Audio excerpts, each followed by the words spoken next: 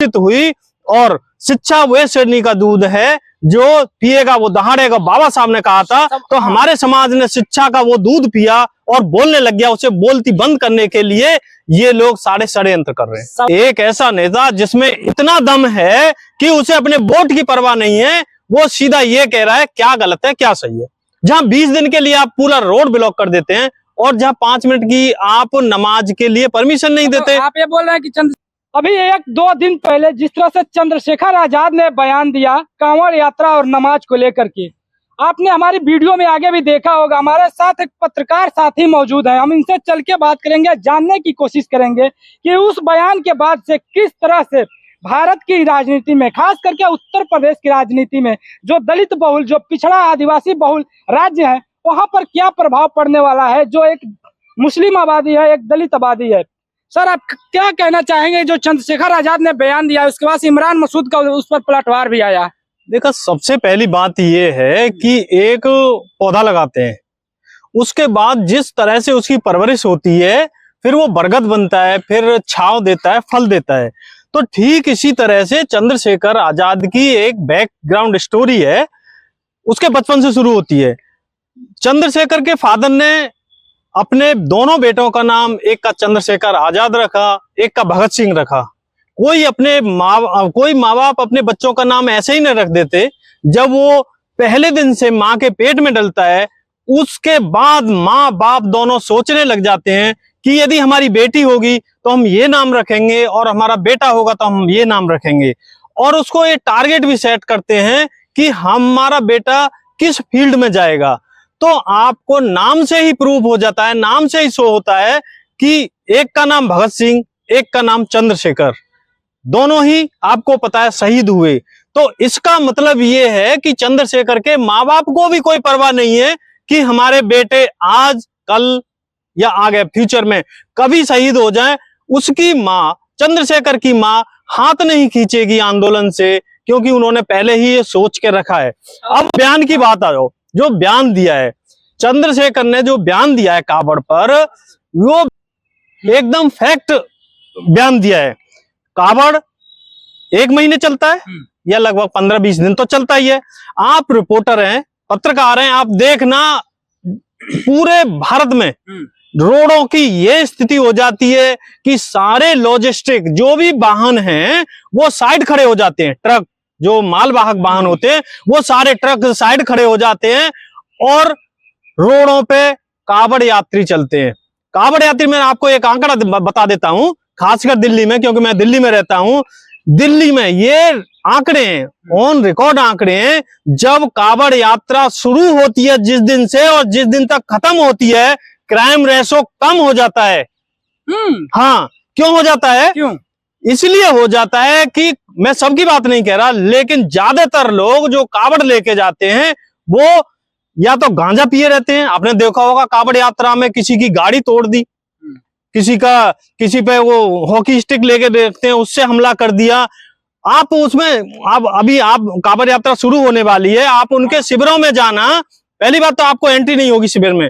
यदि शिविर में एंट्री हो गई तो उसमें गांजा पिए मस्त पड़े रहते हैं, कोई नहीं जाता। और मोदी जी और योगी जी का तो आपको पता है, यूपी में योगी जी फूल बारिश करते हैं और हेलीकॉप्टर से फूल बारिश करते हैं। और स्कूल 70,000 स्कूल, सरकारी स्कूल, जिसमें गरीब, आदिवासी और दलित पिछड़े लोगों के बच्चे पढ़ते हैं।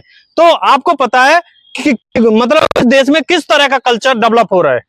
सवाल यह है कि जब चंद्रशेखर आजाद ने बोला कि अगर कांवड़ यात्रा में किसी को दिक्कत नहीं होती है तो 20 मिनट का रोज नमाज आता है, साल में 2 बार आता है, उसमें भी किसी को दिक्कत नहीं आनी चाहिए। लेकिन एक वर्ग है इस देश में जो कांवड़ यात्रा को तो समर्थन करता है, लेकिन जब उसको नमाज की बात आती है तो वो कहता है कि जब हम लोग सऊदी अरब में, मक्का में, मदीना में लोग जाते हैं तो बाकायदा उनके लिए अलग से एयरपोर्ट पे व्यवस्था की जाती है।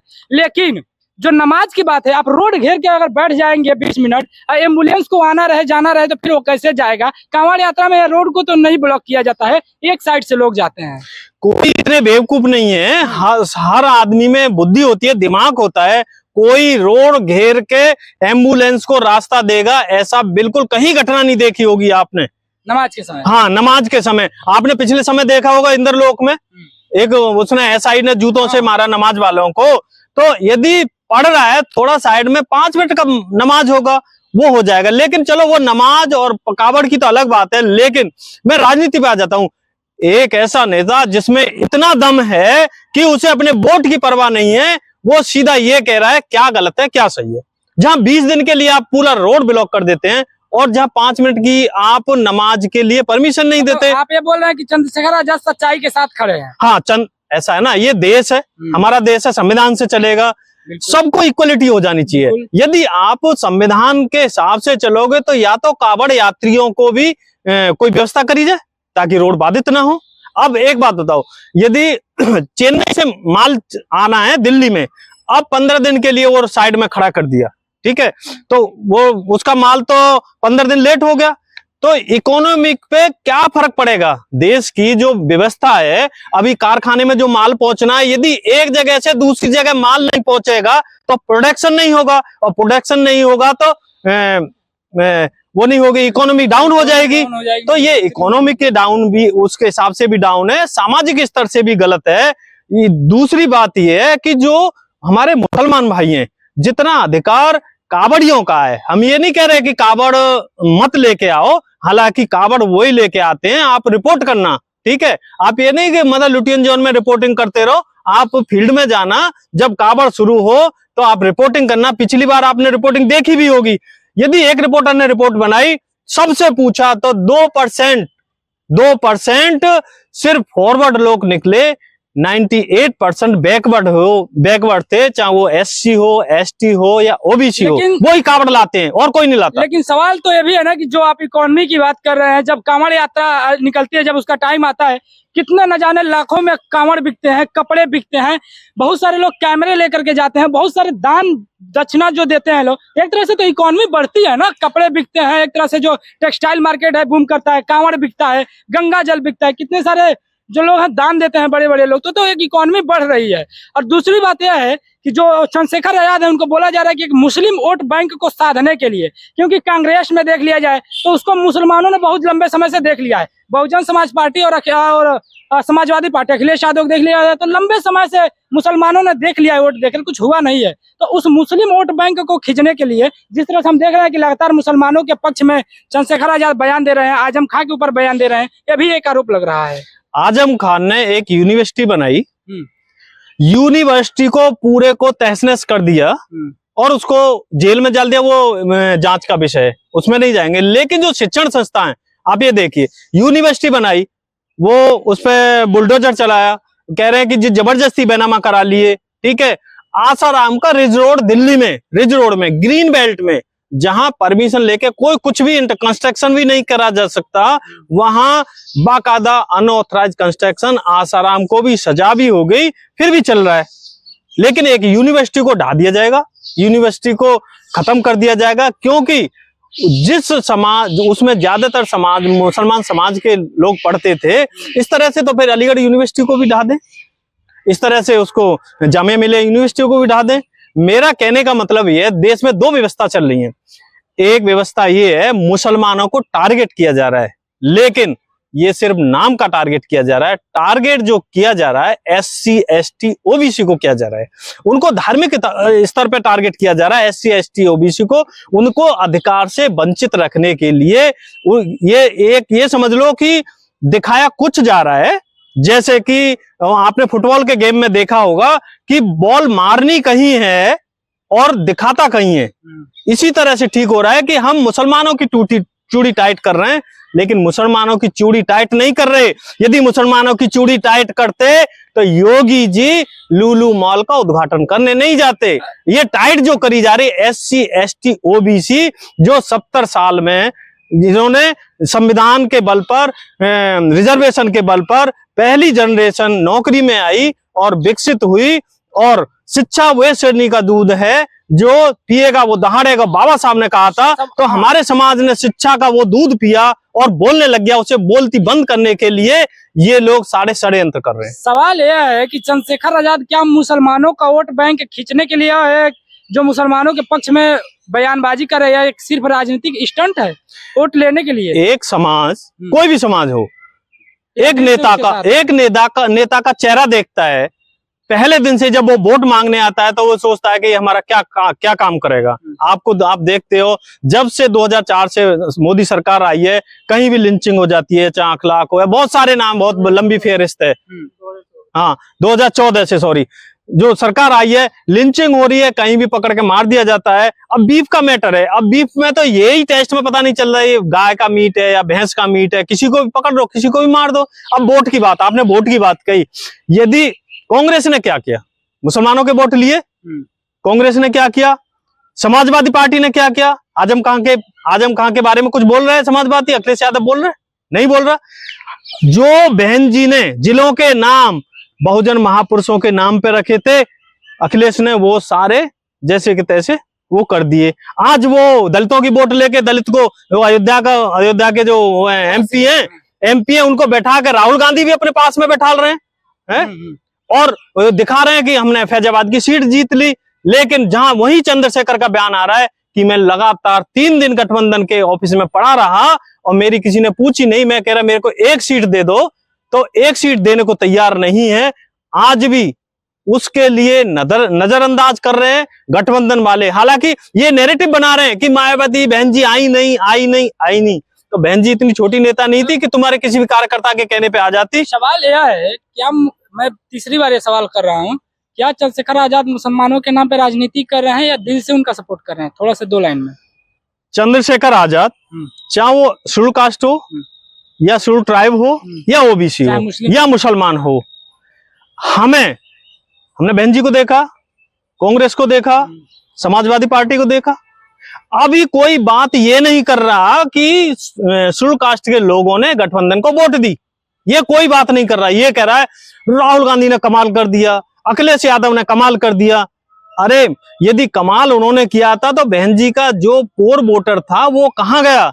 इंडिया गठबंधन की तरफ शिफ्ट हुआ, बोल रहे हैं बीजेपी की तरफ चला गया। बीजेपी की तरफ नहीं गया। यदि नहीं देखा, कांग्रेस की तरफ से आया था रिपोर्ट, सुप्रिया श्रीनेत ने बाकायदा ट्वीट किया था कि बहन जी की वजह से हमने इतनी सीटें हार गए।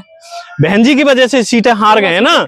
एक बात बताओ, बहन जी, चलो बहन जी बड़ी नेता है, उन्होंने वो तुम्हारे दफ्तर में आके बैठ नहीं सकती। चंद्रशेखर तो तुम्हारे दफ्तर में आके बैठा, 3 दिन बैठा रहा, तुमने 1 सीट तो नहीं दी उसको। अब वो निर्दलीय अपने बल पे सीट जीती। मतलब अपनी पार्टी आजाद समाज पार्टी से टिकट खुद ही अपनी पार्टी पे चुनाव लड़े और जीत गए। अब मुसलमान की वोट का बात है, किसी मुसलमानों को चाहिए कि किसी ने भी मतलब उनका भला नहीं किया तो एक बार चंद्रशेखर को वोट देके देख लो। अच्छा, रही अपने घर की बात, अपने बिजनेस की बात, उन्हें पार्टी बनाई है, सामाजिक संगठन है, मुसलमानों को भी यदि वो मुसलमान यदि उसे देख लेंगे एक बार तो क्या दिक्कत है। अच्छा, रही उसकी बात, रिजल्ट की बात, मुसलमानों की पहले दिन ही आवाज उठाई संसद में, तो पब्लिक को चाहिए जो संसद में नेता आवाज उठाएगा उसको वोट दे और पार्टी को वोट ना देख के आदमी को वोट दे। अच्छे आदमी को वोट देंगे तो पार्टी अपने आप अच्छे आदमी को टिकट देगी। एक चीज तो है, चाहे हम पार्लियामेंट में जब लोगों ने अपना शपथ ग्रहण समारोह ले रहे थे, शपथ ग्रहण समारोह में शपथ ले रहे थे, किसी भी नेता ने मुसलमानों की बात नहीं उठा। इवन असदुद्दीन ओवैसी ने भी जय फिलिस्तीन का नारा तो दिया लेकिन मुसलमानों के हक में आवाज नहीं उठाया तो सिर्फ चंद्रशेखर आजाद ने मुसलमानों के बारे में वो कंट्रोवर्सी बयान दे रहे हैं। असदुद्दीन ओवैसी कंट्रोवर्सी बयान देते हैं, उन्हें पहले कंट्रोवर्सी होगी, लेकिन एक तो बयान देना होता है, एक काम करना होता है। अभी कहीं भी एट्रोसिटी हो जाए, चाहे वो एससी के ऊपर हो, एसटी, ओबीसी या मुसलमान, चंद्रशेखर वहां जाता है, लोगों के दुख दर्द बांटता है। तो पब्लिक को चाहिए जो नेता तुम्हारा दुख दर्द में शरीक हो उसको वोट दो। एक लास्ट क्वेश्चन है मेरा कि आने वाले समय में 2027 में विधानसभा चुनाव होने वाले हैं उत्तर प्रदेश में, चंद्रशेखर आजाद को कहाँ देखते हैं इस बार विधानसभा चुनाव में? और आने वाले समय में बहुजन वोटर जो कोर वोट बैंक है बहन जी का, वो और मुस्लिम समाज क्या चंद्रशेखर की तरफ आता हुआ नजर आ रहा है? मैं ना तो ये कहूंगा बहुजन समाज पार्टी के वोटर हैं कि आजाद समाज पार्टी को वोट दो, ना मैं ये कहूंगा कि आजाद समाज पार्टी को छोड़ दो। हर वोटर में अपना दिमाग होता है, लेकिन जहां जैसे कि मेरे पास कोई 20, 50, 100 आदमी है और मैं ये मान लूं कि ये मेरी बापोती है, तो उस बापोती को ये भी दिखाना चाहिए कि हम तुम्हारी बापोती नहीं है, जो हमारी लड़ाई लड़ेगा उसके हम साथ हैं। तो मैं ये चाहता हूँ बहन जी हो, चाहे वो गठबंधन हो, जो भी अंडर एस्टिमेट करेगा चंद्रशेखर को, वो नुकसान उठाएगा। ये तो चंद्रशेखर की लाइन है कि देश किसी की बपौती नहीं है। खैर, आप लोग अपनी प्रतिक्रिया जरूर दीजिएगा। जिस तरह से चंद्रशेखर आजाद लगातार रैलियों में बहुजन समाज को लेकर के और दलित समाज, मुस्लिम समाज को लेकर के, पिछड़े समाज को लेकर के लगातार सुर्खियों में बने हुए हैं। हम देख रहे हैं जब से शपथ ग्रहण समारोह हुआ, एकमात्र ऐसे सांसद हैं जो लगातार एक सुर्खियों में बने हुए हैं। हर चैनलों पे वही चल रहे हैं। अगर चंद्रशेखर आजाद को खांसी भी आ जाए तो 2 ब्रेकिंग न्यूज बन जा रहा है। और उन पर प्रतिक्रिया आप लोग जरूर दीजिएगा। हमारी ये विचार रहा है, आप लोग अपने विचार मिलेंगे किसी अगले वीडियो में। तब तक के लिए जय हिंद।